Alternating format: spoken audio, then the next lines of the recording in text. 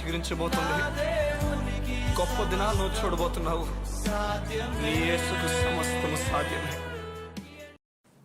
Good morning దేవుని ప్రియ కుమారుడు, good morning దేవుని ప్రియ కుమార్తె, special good morning to you. సగం ఎంత సంతోషం. ఉదయమనే తెల్లవారున దేవుని వాక్యముతో మనం ప్రారంభించటం నిజం కదా. ఈ లోకంలో అనేకులు ఎన్నో విషయాలు పట్టుకుని ప్రారంభిస్తుండగా నీవైతే దేవుని వాక్యంతో ప్రారంభించాలి అన్న ఆలోచన నీ జీవితాన్ని కడుతుంది. జాగ్రత్త వినండి. పేతురు అత్తగారు మంచాన పడి జ్వరంతో బాధపడుతున్న సమయంలో చాలామంది వచ్చి చూసి వెళ్ళి ఉంటారు. ఆమెకు బలాన్ని, ఆమెకు ధైర్యాన్ని, ఆమె కొరకు ప్రార్థనలు ఎన్నో చేసి ఉంటారేమో. ఆమె ఎన్నడూ ఊహించలేదు ఆమె పడక పక్కకి, ఆమె సమస్య వెళ్ళిపోయినప్పుడు, ఆమె నీరసించిపోయినప్పుడు, ఆమెకు జ్వరంతో నిండిపోయి బాధపడుతున్న సమయంలో ఆమె పడక పక్కనే యేసయ్య నిలబడతాడని, ఆమెను చేసిన దేవుడు నిలబడతాడని ఆమె ఎన్నడూ ఊహించలేదు. నిజంగా నీ జీవితంలో నీకు కలిగిన వేదన మాత్రమే తీర్చేవాడు కాదు, కానీ నీ జీవితాన్ని సర్ప్రైజెస్ వైపు నడిపించేవాడు నీ దేవుడు. వచ్చి నిలబడినప్పుడు ఆమె ఎంత సంతోషపడిందో, తాకినప్పుడు ఎంత సంతోషపడిందో బైబిల్ చెప్తుంది. తాకగానే ఆమె ఇంకా యేసయ్యకి ఉపచారం చేయడం స్టార్ట్ చేసిందట. లేకపోతే యేసయ్యకి అన్ని అందించడం ప్రారంభించి అంత బలం పొందేసుకుంది. యేసయ్య మన జీవితంలో పనిచేసినప్పుడు మనకు తెలియని బలం ఎక్కడి నుంచి కలుగుతుందో తెలియదు, ఆ బలం కలుగుతుంది.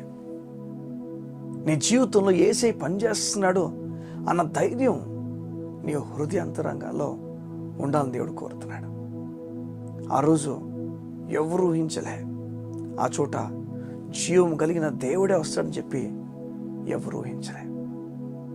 వచ్చి ముట్టగానే స్వస్థత పొందుకుందామే. ఈ ఉదయాన్ని కూడా దేవుడు నేను తాకబోతున్నాడు. ఆ రోజు స్పెషల్గా ఆ ఇంట్లోకి అడుగుపెట్టడానికి కారణము ఎవరో చెప్పనా? జ్వరంతో బాధపడుతున్న పేతురు అత్తే. ఆమె ఆ ఇంట్లోకి అడుగుపెట్టడానికి కారణమైపోయింది. కొన్ని చోట్లలో దేవుడు అడుగుపెట్టడానికి యాక్సెస్ ఏం చెప్పనా, కొందరు బాగలేని వ్యక్తులు ఎవరైతున్నారో వారి ద్వారా కూడా దేవుడు ఆ ఇంట్లో అడుగు పెడతాడు. ఈరోజు నీ జీవితంలో బాగలేని పరిస్థితి ఒకటి ఉందేమో, దాని ద్వారా దేవుడు నీ జీవితంలోకి ఎంటర్ అవ్వడానికి ఇష్టపడుతున్నాడు. నీ జీవితం అన్నీ కూడా సెటిల్ చేయడానికి ఇష్టపడుతున్నాడు. ఊహించిన విషయాలు చేయడానికి ఇష్టపడుతున్నాడు. బలహీనమైన విషయాల గుండా దేవుడు బలంగా నీ కోసం పనిచేయడానికి ఇష్టపడుతున్నాడు.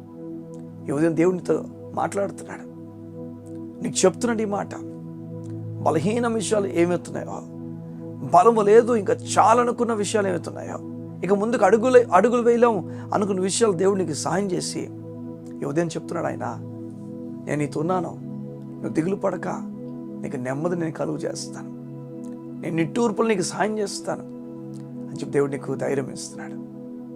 పేతురు అత్త జ్వరంతో పడి ఉందట. యేసు వచ్చిన తర్వాత జ్వరం లేదు, ఇక అక్కడ పడుకోవడం లేదు, లేచి పనిచేయడం ప్రారంభించింది. నువ్వు పనికి వెళ్ళలేకపోతున్నావేమో చాలా కాలం నుంచి. ఉద్యోగం వెళ్ళాక నీకున్న సమస్య ఇంటిలో కట్టేసినట్లుగా అయిపోయిందేమో. నువ్వు త్వరలో మరలా తిరిగి వెళ్ళబోతున్నావు. హాస్పిటల్లో ఉండి వింటున్నావేమో, నువ్వు త్వరగా డిశ్చార్జ్ అయ్యి ఇంటికి వెళ్ళబోతున్నావు. నువ్వు ఒక చోట స్ట్రక్ అయిపోయావేమో అప్పు సమస్య వల్ల, నువ్వు త్వరగా ఇంటికి వెళ్ళబోతున్నావు. నీ కార్యాలు నువ్వు ముందుకెళ్ళబోతున్నావు. దేవుడు నిన్ను నడిపించబోతున్నాడు. కళ్ళు మూసుకుంటావా? ఈ ఉదయం నీ గురించి ప్రార్థన చేస్తాను. మా ప్రియ పరలోకపు తండ్రి, నీకు వందనాలు. నీ బిడ్డలు నీ మీద ఆధారపడి ముందుకెళ్తున్నారు.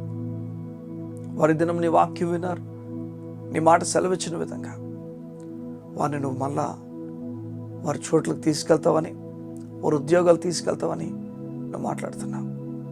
పేతురు అత్త ఎన్నడూ ఊహించని విషయం ఆమె జీవితంలో జరిగింది. దేవుడే ఆమెను ముట్టాడు. నీకు వందనాలు. వీరి జీవితంలో కూడా వారు ఎన్నడూ ఊహించని విషయాలు వారు జరిగినట్లుగా సహాయం చేయండి. యేసు నామములో వారికి జరుగునుగాక. అయ్యా, నీ కృపను వారికి ప్రకటించచ్చు. నీ వాక్యం చేత వారికి ధైర్యం చెప్తూ ఈ ఉదయం నెమ్మదితో నింపమని అడుగుతాం. యేసయ్య నామమున ప్రార్థించుచున్నాము తండ్రి.